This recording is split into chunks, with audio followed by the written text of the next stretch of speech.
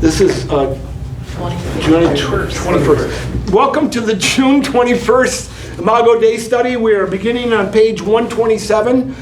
Just as a kind of a introductory to you all and to those that are on the video, we're going to go until about 8:05. Then we'll shut that off because I want to play something that my wife played to me for supper tonight, and it is incredibly pertinent. But we'll run into copyright laws if I allow it to come on the video and have it aired over the internet later on. So we'll just shut that off at around 8:05, somewhere in there. If you don't want to stay and listen to it's a podcast basically. It'll take about 20 minutes. And then we'll have some discussion afterwards and hopefully still get out at 8:30. But if you just don't want anything to do with the podcast, you can just leave and I won't be offended. And the people that did it won't be offended because they'll never know. So that's kind of the agenda that I'd like to look at tonight. The things that they're brought up on the podcast are very pertinent to what we're looking at right now. And I think incredibly insightful for the whole rest of the study. And I think will give us insights into where I hope this study would take us anyway, but put in a way that I think is probably a little easier to grasp than what I've been communicating over the last 8 months. So let's pray. Father, help us as we look at this study. Father, help us to better understand who we are, which would in turn help us to better understand who you are, because we're created in your likeness and your image. And even though our likeness and image is incredibly corrupted and broken, we still bear your likeness and your image.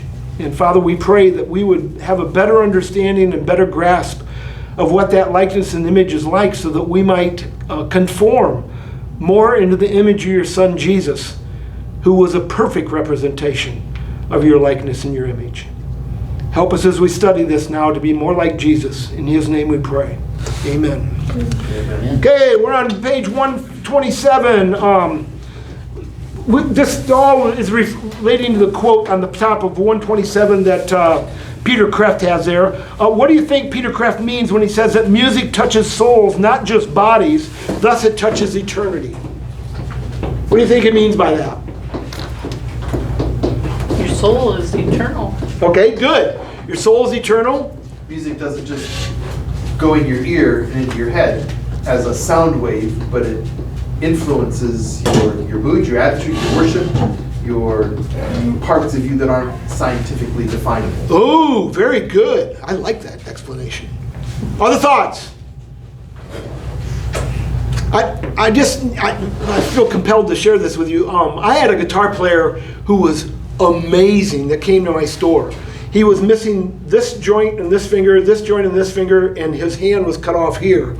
He used an Alberta Balsam shampoo cup, like a bottle like this, cut it off right here, put a slit in it, and then put the pick through the slit, folded it over, and then shoved it on his stub and played like this. Oh my.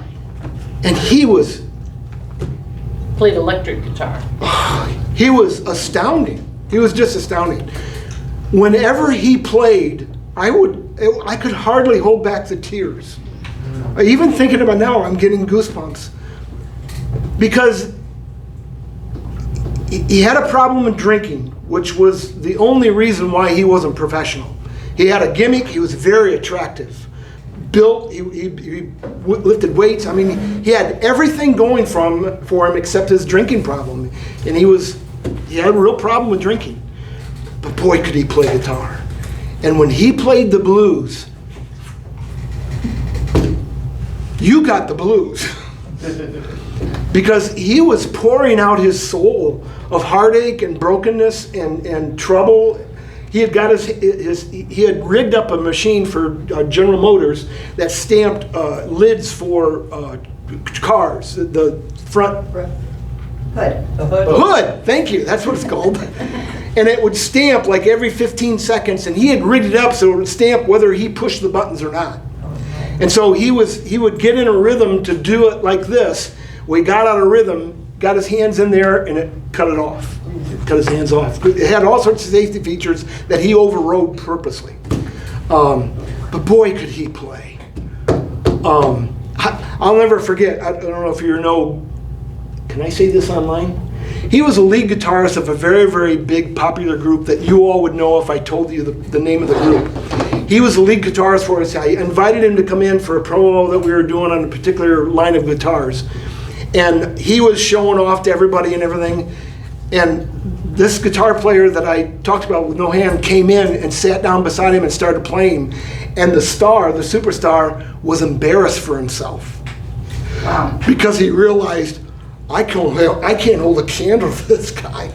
And within 10 minutes, he had left. Because he just couldn't stand to be in the presence of this guy anymore. He was that good. But he could play with a soul and could play with his emotions and his spirit. That was, you couldn't ignore it. Could you, baby? Gene would be upstairs and know, oh, Al's here. Should have probably said his name. Thoughts? Anybody that you know of that plays like that? The really good musicians will do that.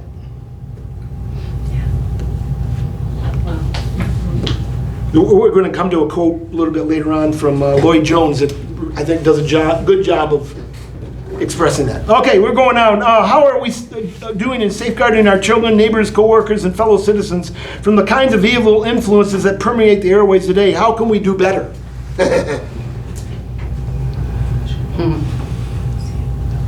And part of what I want you to listen to after the end touches on this as well. We need to be aware of what they're listening to. Good. We need to be aware of the content of what's being actually spread across the airways. I love this next quote. Somebody read this from David Frost. I don't know how many of you remember David Frost, but back in the 60s, he was kind of the talk show host first talk show host of all talk show hosts. Someone read that quote by David Frost. TV is allowing people to come into your living room that otherwise you would never allow into your house. Thoughts? That's very true.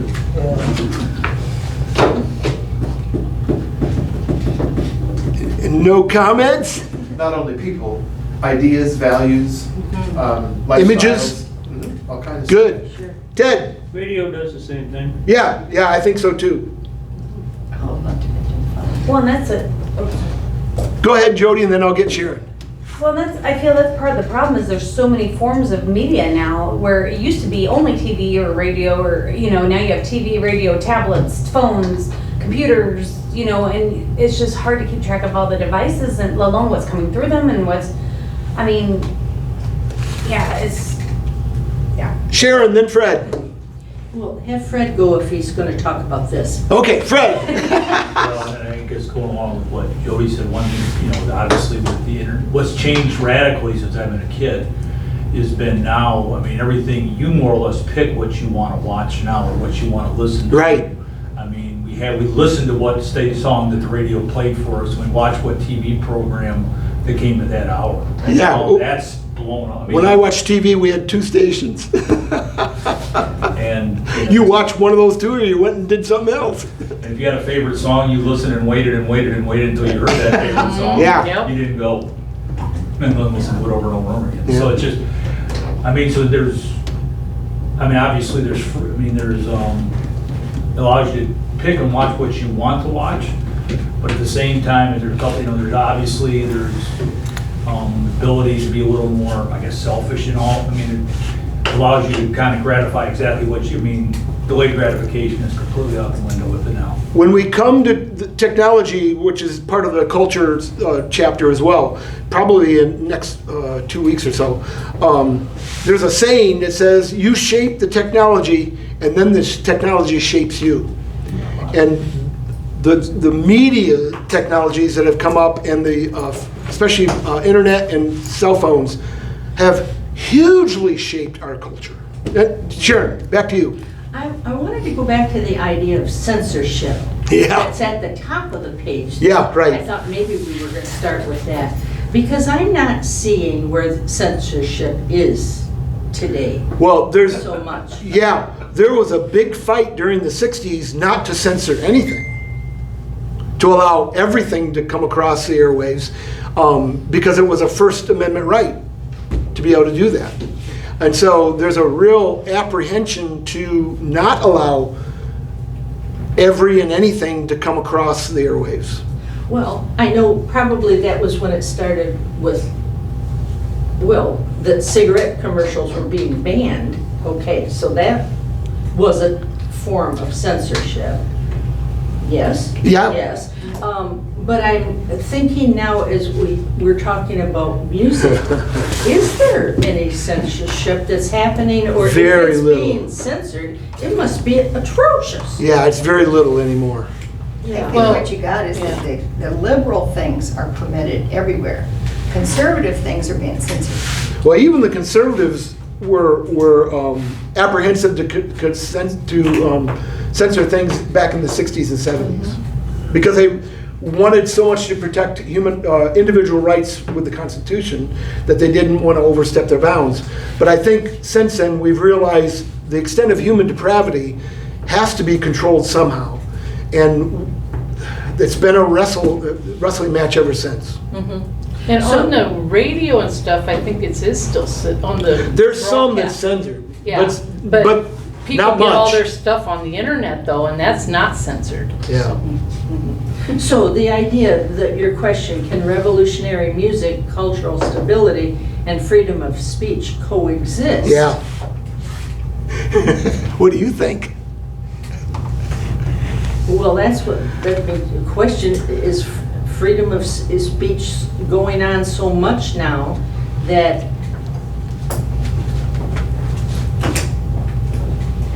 I don't know. I Well- don't know that it can coexist, and I don't think it is. Yeah, I want to come back to that, but I'm going to go ahead and take Ted. Make sure I come back to you, okay? Because I think a definition of a word would help a lot in helping us to be able to come to some type of peace with that particular statement. Ted? The world now pays the biggest gossips in the world millions of dollars to keep gossiping. They want to hear them. Yeah. Yeah, and as long as that goes on, we can't expect And, to have the truth or have... and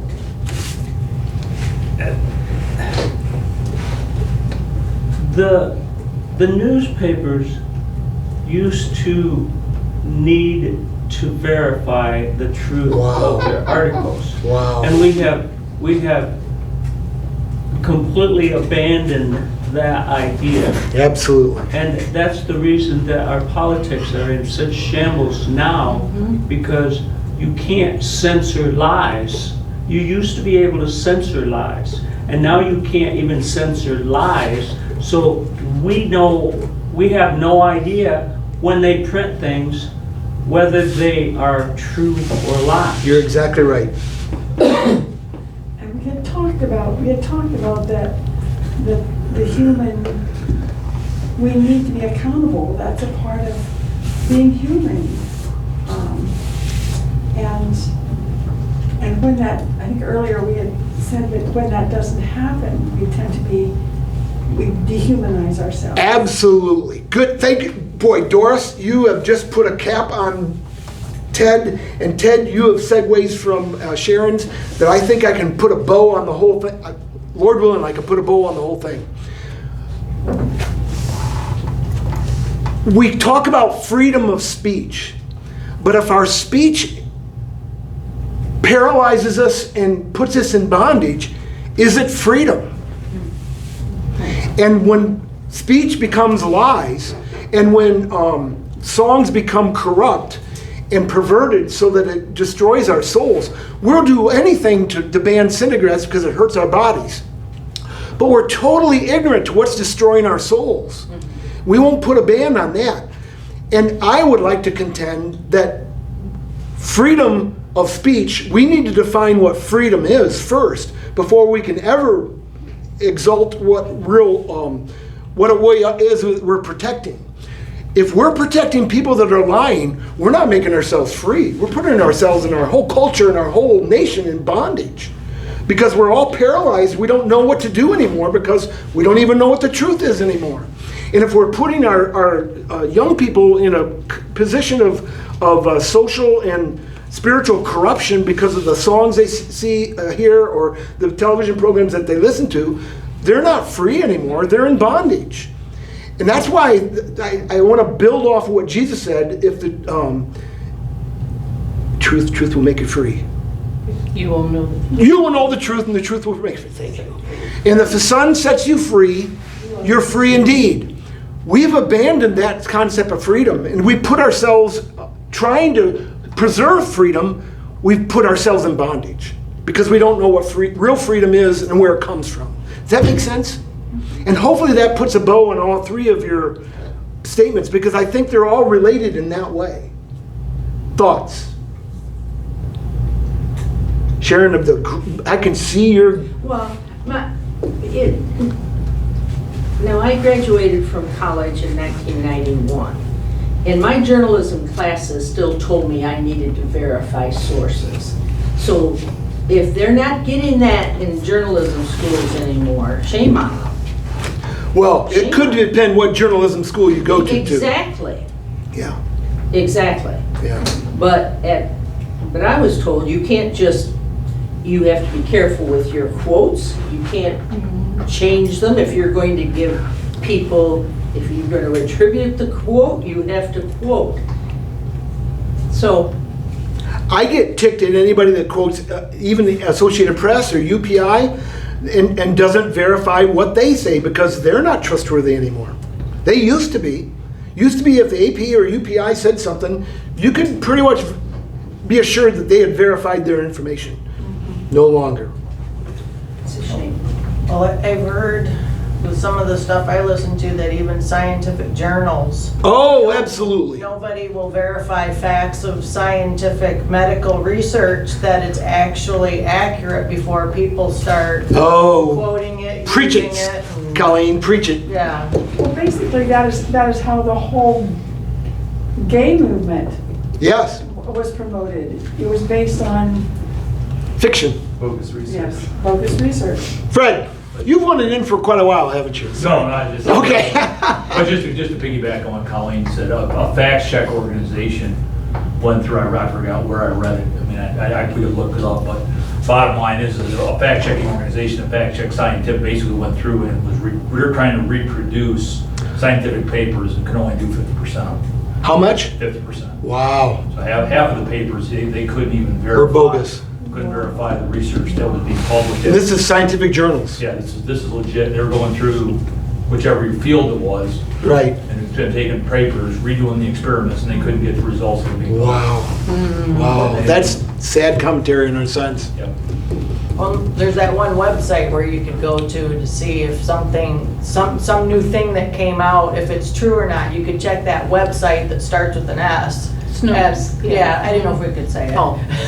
But Gene's in trouble. But even then, now Yeah. they've been lying and not, Wow. they're not accurate anymore. They have an because they're- agenda. Yeah, yeah. Other thoughts? Isn't this fun? That's part of our culture right now. Yes. If you think your position is the best, that you throw law out the window. You just do whatever it takes to get your position. That is definitely what's been preached among social and political agendas. You just do what you have to do in order to get your position advanced. Ted and I were talking about Saul Alinsky and how I was shocked that Ted even knew who he was. But he said he's a dangerous man. I don't know if you remember that or not. He is, because he's the one that really put a emphasis and gave some credibility to doing these kind of deceptive things in order to get your agenda across. And he put this into political systems, he put it into social movements, all those kind of things. And now it's become the standard MO, method of operation among people and social movements. You lie, you finagle, you deceive, you manipulate and coerce, you do what you have to do in order to get your agenda across. And folks, I don't know if you remember, but our founding fathers said that this form of government that we have is only suitable for a moral people. It is, if you do not have a moral base of people on which this government is relying upon, it'll disintegrate and implode quickly. And we're seeing the result of that. The level of depravity in the United States let me back to trial apple just a little bit. The swamp is much bigger and deeper in the United States than any of us knew. The last 3 years have been a real eye-opening. I mean, I even think our former president underestimated the depth and the size of the swamp. And the level of corruption in this nation has astounded me. CIA, FBI, courthouses and election boards. I mean, the level of corruption is just incredible.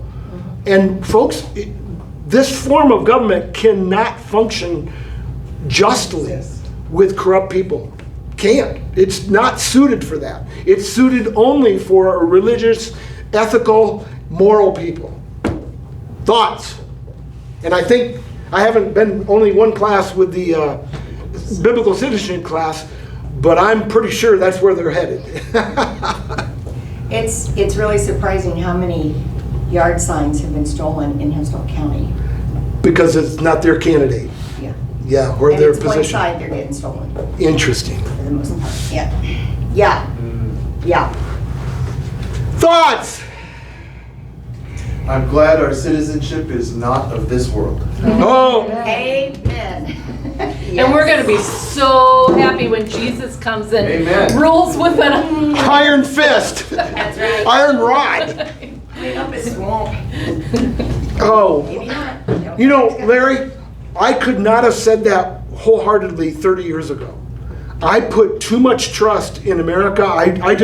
I believed in our judicial system. I believed in our electoral system. I just believed in our form of government. I believed in the American people. And so I really did trust the American form of government too much. No more. Maybe too much, but at that time it was more believable. Yeah, but I still shouldn't have trusted it like I trusted the God of the universe who made our form of government possible, because if we followed him, it worked. But I failed to make that vital connection that the only reason this form of government worked is because the majority of the people believed in the God of the universe and his values, and so it worked that way. That is exactly it. That is no longer true. Other thoughts before we go on?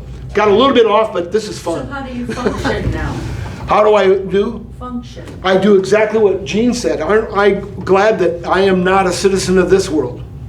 Larry said that. Oh, Larry said that. Gene? Larry, I'm agreeing with Larry.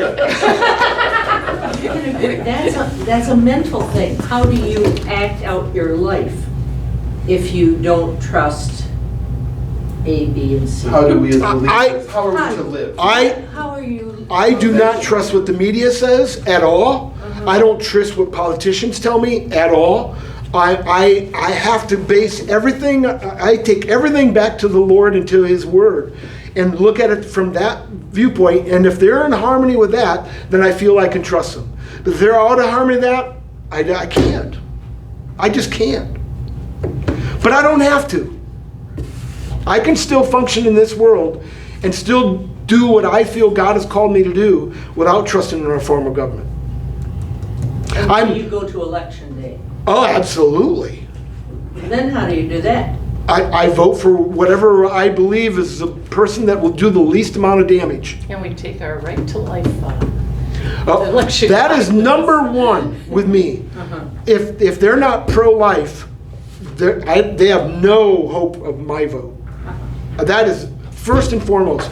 Oh boy, my soapbox is getting taller as I sit here. But to me, that's why God destroyed Israel. Is that their hearts became so depraved that they didn't regard human beings as creating like God's likeness and image, and they got so involved in pursuing their own pleasure and their own profit and their own gain, and using Molech and Asheroth and Baal to pursue those agendas, that they forgot about the values of the God of the universe. First and foremost is that man is created in God's likeness and God image. And folks, I don't know how many of you get Breakpoint, but 3 days ago, they had an article that for all time absolutely put an end to any debate that a person becomes a human being at conception. Because they looked at the irreducibly complex information that's in that one single cell when it's conceived, and it's a human at that point. And that the information and the It has a pattern, brain. yes, it has all the information and all the DNA needed to become a fully human. It would be the same thing as saying that Seth Plummer is not a human being because he's not fully mature. Nobody would agree with that. It'd be the same thing as saying that the little Charlottesville baby, Janessa, is not fully human because she's not a full. No, we know that she's on her way to becoming a full blown adult. That information is there at conception. And there was an incredibly convincing article that you can't have an abortion anywhere after conception and not be an abortion, not be murder. Thoughts? Years ago, the Christian community thought that when science was getting so close to being able to prove, when life, Right. that hey, this whole argument's going to be done. They can't, they can't deny that. Except now, life of anybody doesn't matter. That's exact. Listen, that's what was wrong with the 700 BC, why God destroyed Israel and Judah, because that exactly same attitude. And I think we deserve to be the whole destroyed. idea of us being able to convince people that is really a baby, so you shouldn't kill it. Well, when you don't care if you kill a person or not, Yep. no matter how old they are, Right. Then you've lost your ability for that to affect the conversation. Mother Teresa has a great saying that if a person is willing to kill the unborn, that's the end of civilization. That's a really poor paraphrase of Mother Teresa, but it's to that extent, and I think she's spot on. But if you're going to quote her, you should quote her accurately. Well, I should. But I preempted it. I preempted it by saying this is a poor paraphrase. But Dr. Sharon, okay, you asked how he was going to live. Right. Okay. Now, I heard him say that in spite of the fact that he does not believe our election process, no, I heard him imply that the election process is not On the up and up. Trustworthy. Yeah. Trustworthy is a good word. Thank you, Victor. He's still going to vote. Absolutely. Yeah. It's my moral duty to vote as a Christian. Even if somebody the people. offensive.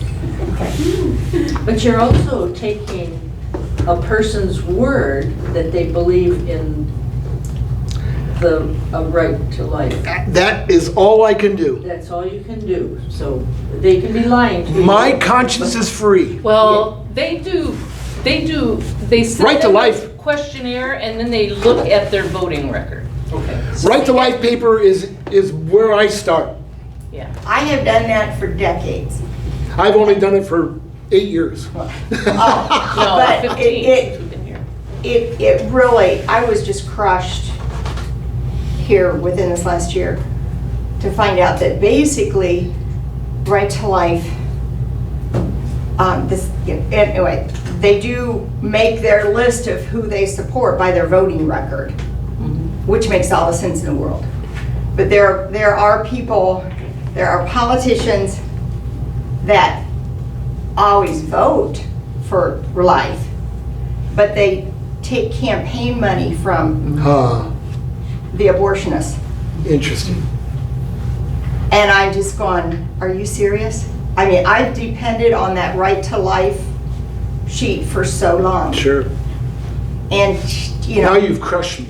I've been crushed by it. I've been totally crushed. Because that's exactly where. So if their voting record is in line with pro-life, why are they taking money Because from? they want money and they're doing the voting record to get on that list, to get votes. Huh. But and then if you have somebody running for office that's a new person, they don't have a voting record. Mm-hmm. It's impossible for them to get on the right to life vote list. So those two, I'm just going, there's a person that definitely is talking a lot about how they are so pro-life. And they really are in their life, they're pro-life. And yet they couldn't, right to life would not endorse them because they didn't have a voting record. So I'm just going, Well, they sent him a questionnaire too. I think a new person that doesn't have a voting record, they can put them on. I know somebody that was not able Oh, to get really? on. Yeah. I can see why somebody might take money, but why would an organization that's not pro-life give them money? Yeah, if they're Because they- not voting according to Because they them. can control other votes that they do. Because they I'm buy missing- them, I'm they missing buy their something. other votes in I'm Congress. missing something. It's really, the swamp is Deeper. nasty. Yeah, it is deep. When you, Money is if you gone. invest any Yeah. money, do you invest it only with organizations that are socially responsible? Or do we invest it in where we can get the highest percentage of interest?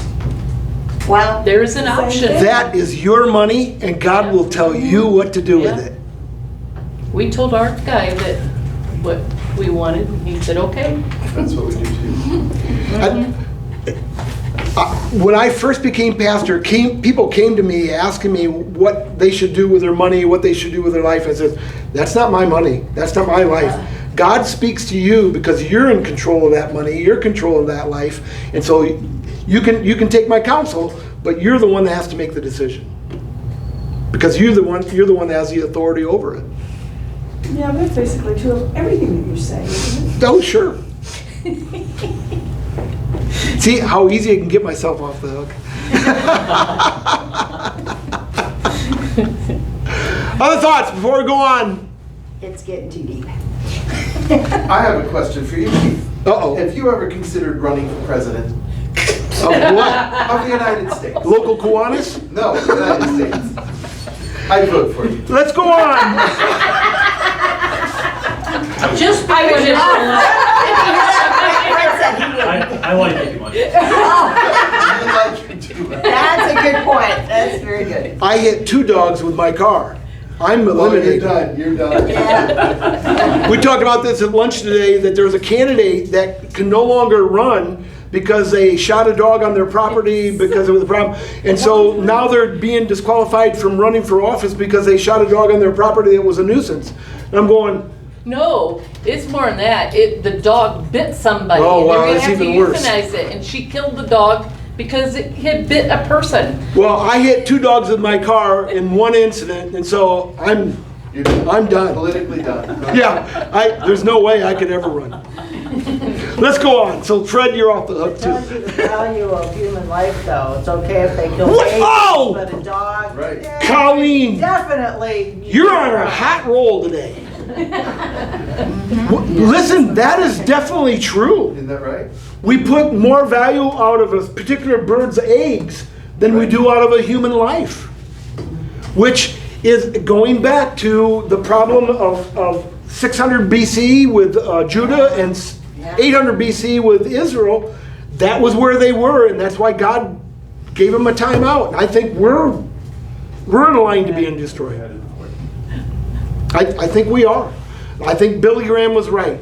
If God doesn't judge America, he owes Sodom and Gomorrah an apology. Billy Graham said that. Wow.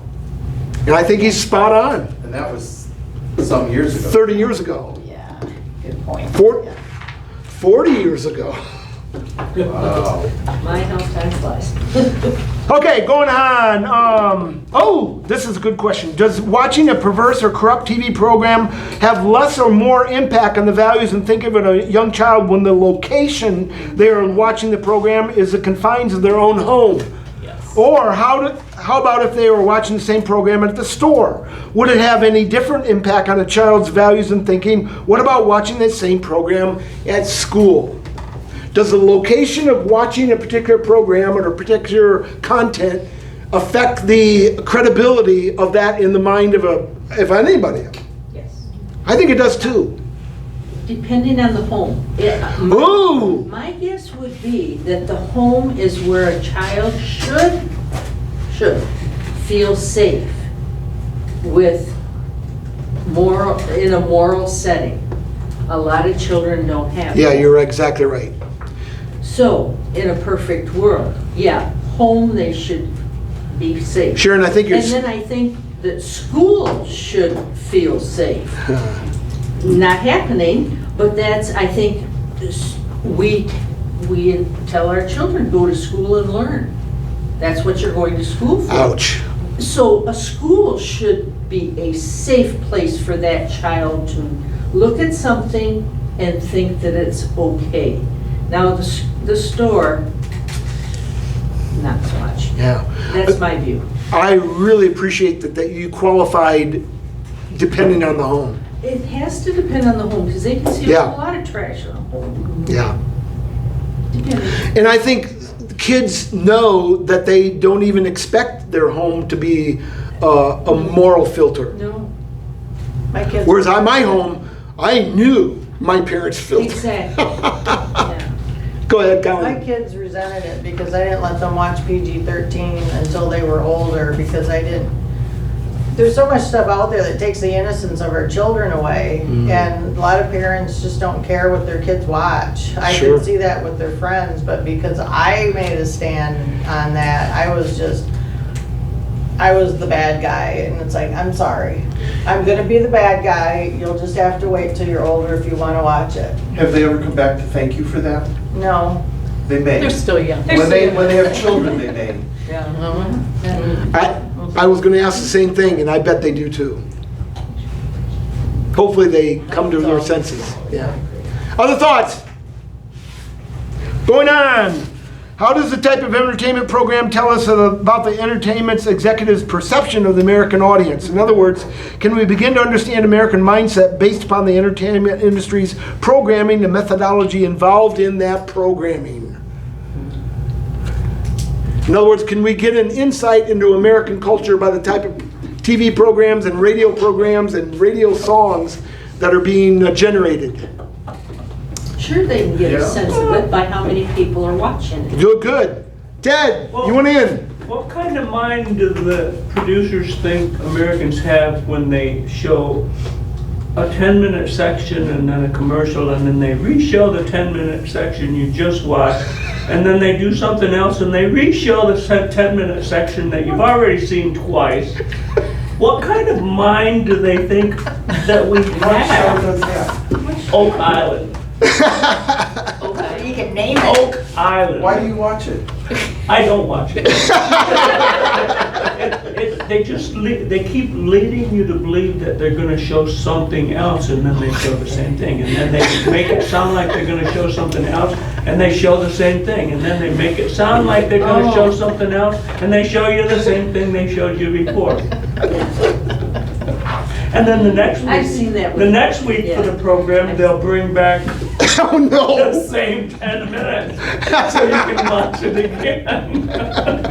I've seen news clips. But they're not the only one like that. No, like 90% of the TV shows. Other thoughts? Yeah, Fred. Just on this idea, because I throw this out to what people think, I would say, talking about this, that in some respects, my thinking would have been that maybe, and this is where I want to get people's perspective, I'm thinking that's wrong, is that basically as a entertainment executive, you're trying to sell a product. Yeah, oh, And so absolutely. you're trying to, so basically they would put a TV show or a program out there that they think they could sell. I would say in the last 5 years, I would say that's getting a little bit more away from not necessarily putting out there what they know will sell, but as much as they're trying to influence Oh, yeah. thinking. An agenda. Yeah, an agenda.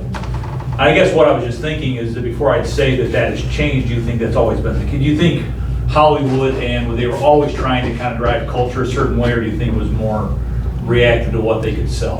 When I watch the shows from the 50s and 60s, their agenda was to create a real wholesome, this is the ideal family, this is the ideal set of morals, this is why this doesn't work, and this is why we have the limits on what our social activities is going to involve. Whereas now it's completely flipped around, where it's pushing the envelope, pushing the moral limits, and I think both of them had an agenda, but in the 50s and 60s the agenda was support a more wholesome set of values, where now the agenda is to push the values out there as far as you can push them. And I think and this is where I may be wrong, but I think there is a economic base to support that pushing of the American agenda. That actually is financially viable to do that. Whereas in the 50s and 60s, it would have been financial suicide. Right. How many drug ads are there and how much money is in drugs? Oh my goodness. We can't believe that we're watching cannabis ads on TV. Yeah. We Recreational, not just medicinal. Well, they banned smoking for the health reasons. This is unfiltered, if I understand it correctly, that you're just taking the smoke wholesale into your bodies. So it's got to be worse for you than what a cigarette is. They've not said a word. Plus, the chemical effect that cannabis has on you, in a lot of ways, is equivalent to alcohol as far as the effect on your mind and your reflexes and all those kind of things. And What network Not are a- we seeing those ads? I've not seen them. oh, It was you're not watching the fun sporting events. channels. Is what? It was when we were watching sporting events that they had those commercials. It's on MeTV. No, it's No, not it's either. not on MeTV. Yeah, that's right. It's not on MeTV. Somewhere between the 50s and 60s you're talking about and now, Fred, I think you're right that a lot of what drove media and maybe then was a wholesome agenda, now it's a corrupt agenda, but I think finances was a big deal. And I don't know if it was what they sold, but it was what would be popular enough that they could attract big money for ads, you know, which is a financial push. Yeah, I was wondering, because you see the lives of a lot of those actors and they weren't that wholesome, but I think they were trying to sell a product that they knew the American culture wanted to see. And I think Jan's right. There's big money in cannabis. And that's why it's being promoted the way it There's is. big I money think in all of these. She's meant pharmaceuticals. Pharmaceutical Sure. ads for, and Mom and I we're sitting there going, every week when I'm down there, we're watching Hallmark. It is full of all these drugs. Oh, I bet it is. For diseases that they're telling you that they have, that you didn't know you had. But oh my goodness, that must be what I have. And I need to talk to my doctor to get me on that drug so that company can get all the money for it. It is just, yeah, I know the Hallmark. Everybody can laugh, we're good with you. But Sharon, you've not seen the cannabis ads? I guess I They're- have not. they're- only on- They're really entertaining. They got these people whose lives are a train wreck.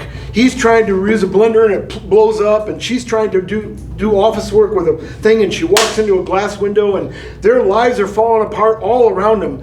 And they come home at night and they take their cannabis and they get on their sofa and they smoke their problems away on the cannabis. And I was going, that's your problem. That's why your life is a wreck. While you're running into the glass wall. But their solution is to take the cannabis at night, and that's what they do. They light up and they're on their sofa zoning out. And then the other one, they got a family, and the one person's a vegetarian, and the guy that's brought the vegetarian to the meal goes, Mom, don't you understand? My guest is a vegetarian. And everybody gets quiet and socially awkward, and all of a sudden they start smoking, and now everybody's happy The again. grandma gets a joint out and says, is this vegetarian? And then everybody's having a party. And they're- they're sticking celery sticks up their nose. And they look like idiots. Yes. And I'm going, who would want this if it makes you do this? But that's what they're doing.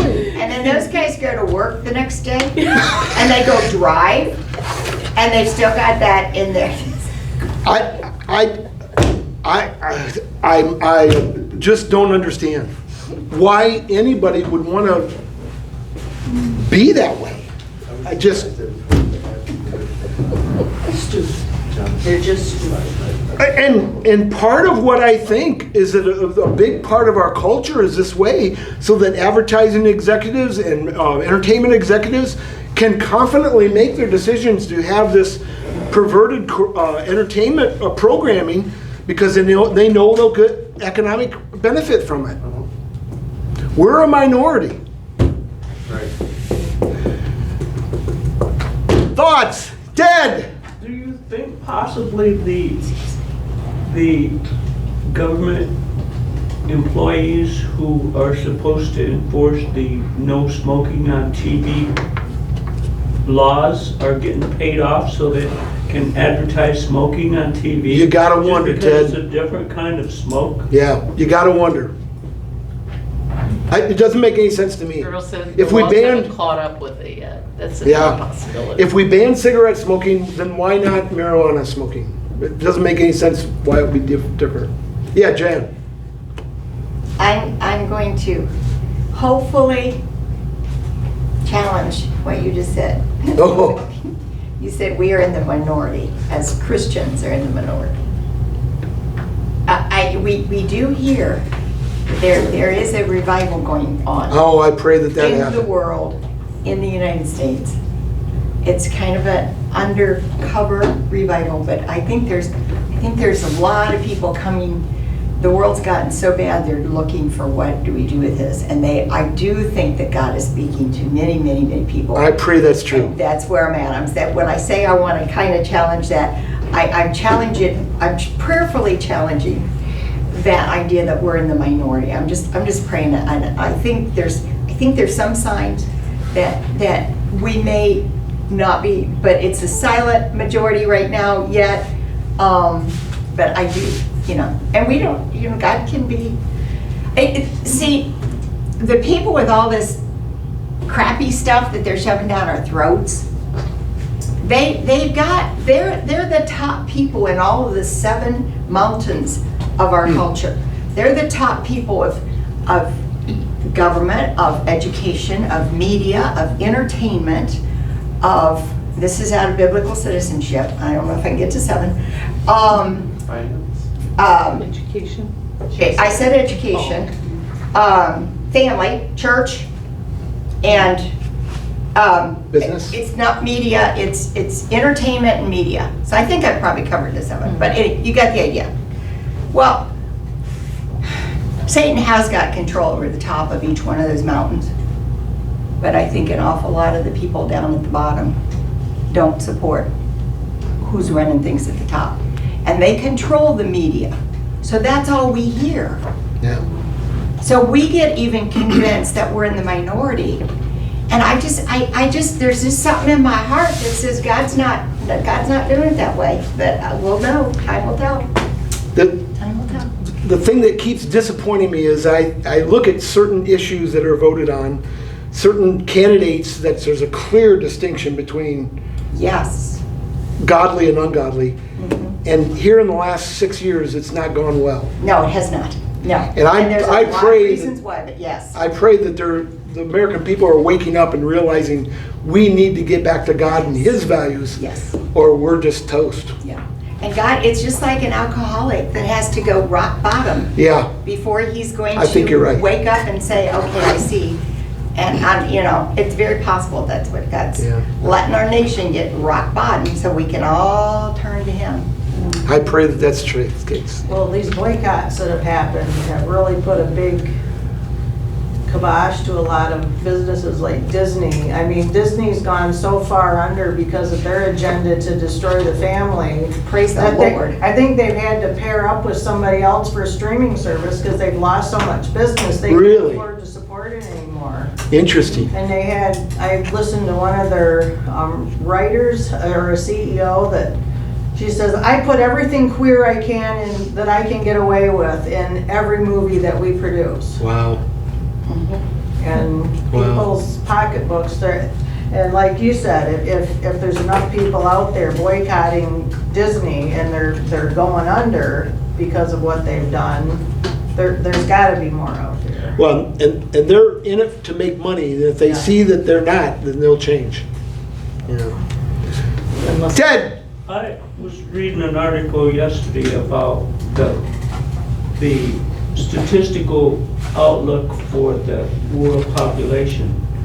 And only about 6 countries in the world presently have a sustainable population growth. Yeah, that's right. Every other country is on the decline, and some of the most educated liberal countries in the world are like due to collapse in 2050 because they're not going to have enough working young people to support Right. their elderly population. Right. I saw a similar article and it said 2061 is when they kind of expect it to peak and start to decline worldwide. They thought it was going to go to the next millennium, but it looks like it's going to drop off sooner.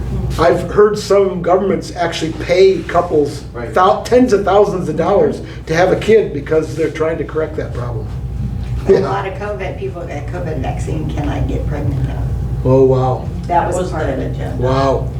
That was a part of it. Moving on. Let's go to 128 only to get to a different page. Somebody read that quote at the top there that's from Josh Harris and my emphasis. The late Kurt Cobain Yes. captured the attitude of today's culture with the line, "Here we are, now entertain us." I believe that unfortunately many Christians have made Cobain's line the refrain of their friendships. Our cultural obsession with entertainment is really just an expression of selfishness. The focus in entertainment is not producing something useful for the benefit of others, but consuming something for the pleasure of self. And a friendship based on this self-serving, pleasure-seeking mindset can easily slip into a similarly self-serving romantic relationship that meets the needs of the moment. Do you understand what he's saying? That if our mindset is that we need to be entertained by everything that we're exposed to, and we carry that over into relationships, then the minute that relationship is no longer entertaining, we're out. It's what Tim Keller calls the difference between a covenant relationship between a husband and wife, or a male and female, and a consumer relationship between a male and female. Wow. Huge difference. The church has always promoted a covenant relationship, that you're there for that other person whether you want to be or not. You've made a commitment to that person, and so you're going to stay true to your vows and stay with them. Whereas a consumer relationship is, the minute they don't satisfy you, you're out. Thoughts? No fault divorce. Yeah. Do you think this kind of consumer mentality has leached over into relationships? Yes. Into employment? Sure. I don't like my job anymore. Doug really shaking his head on that one. Well, in sports, it's always, what have you done for me today? Wow. If you don't produce, you're out. Yeah, well, sure. Wow, that's a good one. Kind of the NFL, not for long. Right. Oh my. You may be a good offensive player, but if you can't have good defense, or vice versa, you're out. Find somebody else. You've got to have everything. Yeah. Or Yeah. you're not entertaining them. You're not making them money. You're not bringing in the fans. Your team's not winning, Wow. so you're out. Wow, wow, wow. Somebody help me out by saying something, because my mind is taking a rabbit. I really like the question down a couple more. What Good, do you say it. think is the purpose of entertainment? Good. What do you think? Well, I don't know. I know. It should be more than mindless amusement, but for a lot of people, I think that's all it is. Rest and relaxation. Rest and relaxation. I think somebody was there a break point or something, that there is a time and a place for just mindless amusement. Yeah. Well, I think so just too. to Yeah. relax. I watch Red Green on Saturday night, Oh, especially before I preach, because Red Green is the most mindless entertainment that I can think of. yeah. And it's wholesome. It's, yeah. That's why Yeah. your sermons are so good. Well, I won't touch that with a 10-foot pole. What did you tell us a couple weeks ago? The definition, amusement. Use is to think, and is to not. So Yeah. amusement, you do not think. So, okay. And I need something to shut my brain off, because if it doesn't shut off, I'm up all night. Lacey, you have the same problem? Oh, yeah. Oh. I wish I could deliver you from that curse. But I'd deliver myself first if I could. I really, I'm up till 3 o'clock a lot of the time, because it just won't shut down. I just can't turn it off. I get more of my sermons done between 1 and 3 than I do during the day. Would cannabis help you? Oh, that was good. That was good. I hope not. Nice way to tie things together. Oh, other thoughts about amusement? Well, it's just unfortunate because a lot of the, even before cannabis, I mean, when you had issues like that, people solve that, through alcohol. Yeah, I yeah. mean, yeah. Well, you don't have to worry about me. Right. Alcohol was off the table with me when I was a third grader because of I had hepatitis really bad. And my doctor told me then if I ever took up drinking, it'd be the death of me. So that's stuck in the back of my mind. Plus the hog experience. I have not told you that? In late September, my family at the farm would always fill a silo with silage. Silage is ear corn just as it's starting to turn, ground up into a mash, and then put in the silo. And the weight of that silo would push the syrup of the corn out the bottom, and it would pool outside the silo in a pool. Well, the hot sun in late September would ferment that, and it'd become beer, and it smelled like beer. We had a hog get out, about a 180-pound hog, and was sopping that stuff up and become drunk as a pig. It was a drunk pig laying in this stuff because it was so drunk. Oh my. And that image and that smell is forever burnt in my psyche. Yeah. I can't go to a basketball game or a baseball game because people are drinking and that smell is over. And I can't handle it. I just is overpowering. It's offensive. So don't drink beer around me. I'll have to leave. That's really funny. Whoa. So if you want to cure alcohol problems, get a pig drunk, make it look as disgusting as possible, and then expose your loved one to that. Now you tell me. If you want me to go home, just get out a can of beer. There you go. It'll work.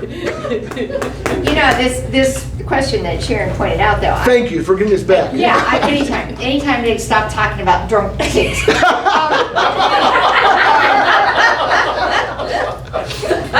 My pig memory is burnt hogs. We had a farm, a fire. Uh-oh. And I'm hearing the hogs and I'm smelling them. So I'd rather smell beer, Yeah, I think. totally. But whatever, back to this question.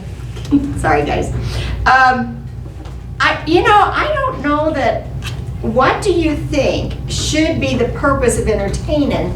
It's interesting because I don't know that I've ever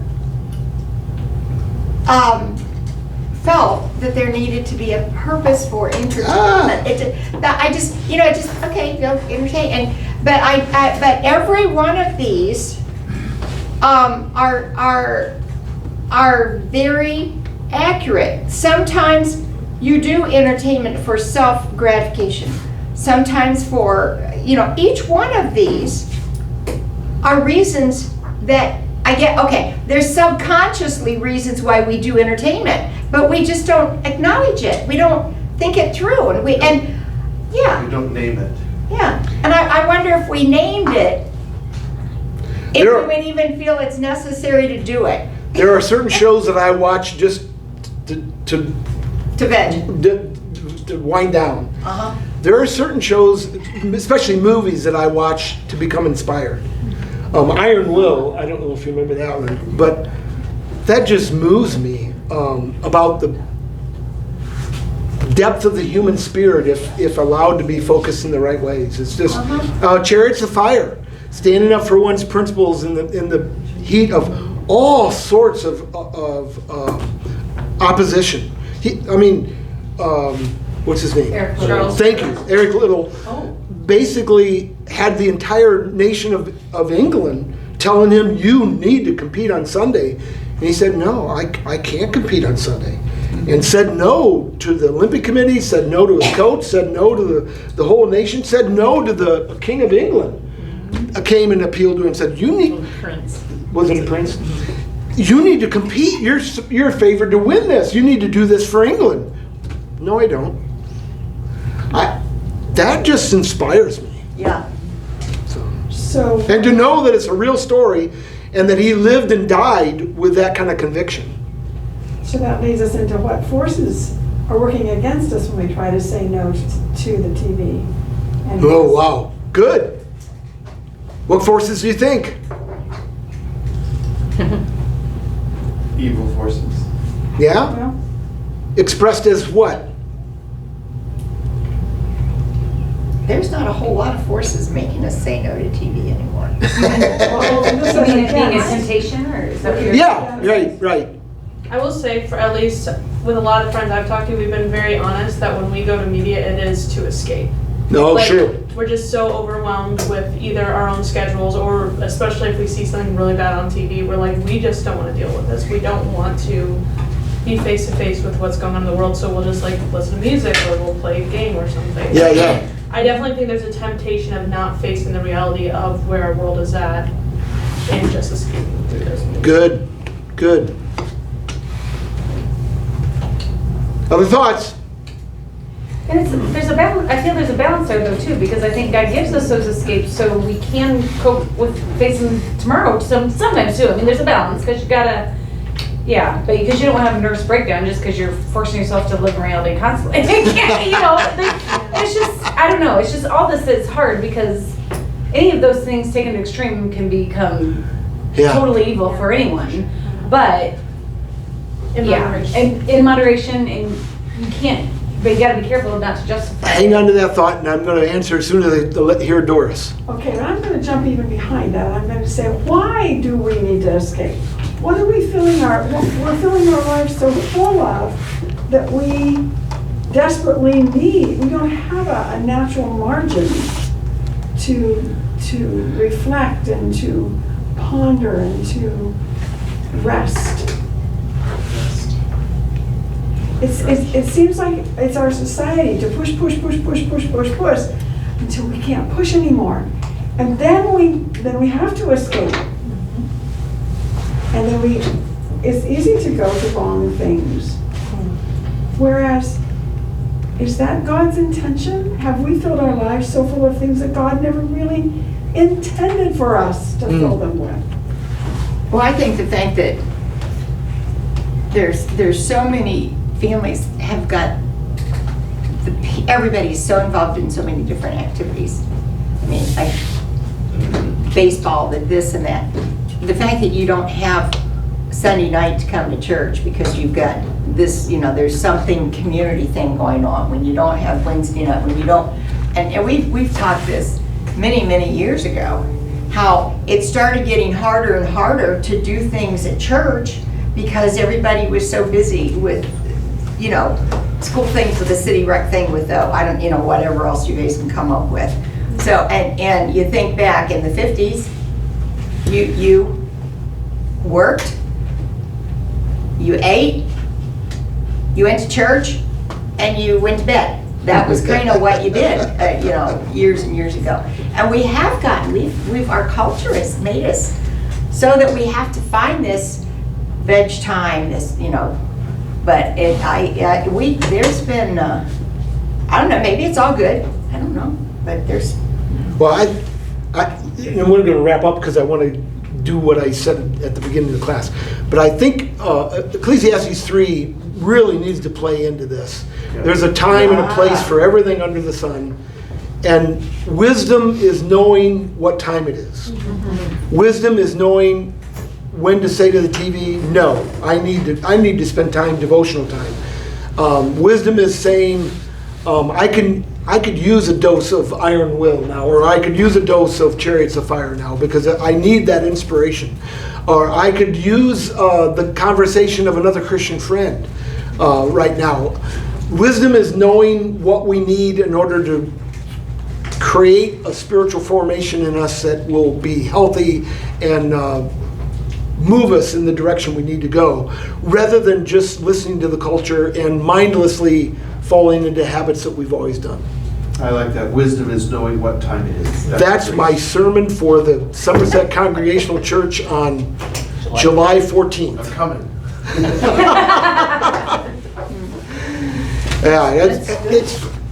That's if you look carefully at Job through Song of Solomon, That's really what they're trying to present. That's what wisdom really is.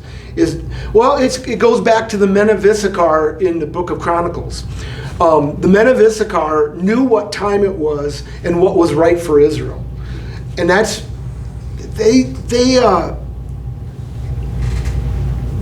what it means to have wisdom, is know how to apply. It's why in the book of Proverbs it says, do not answer a fool according to his folly, or you'll be like him yourself. And then the very next verse says, answer a fool according to his folly, so you can show him the right way, or something like that. It's a Porter paraphrase. It's not exactly right. But wait a minute, you've just told me two exactly opposite responses back to back in these verses. Well, there's a time to do this one, there's a time to do this one. And knowing what time it is what wisdom is all about. Yes, and it is time to shut this down. Yep. So, Jody, if you could turn that off. Bye.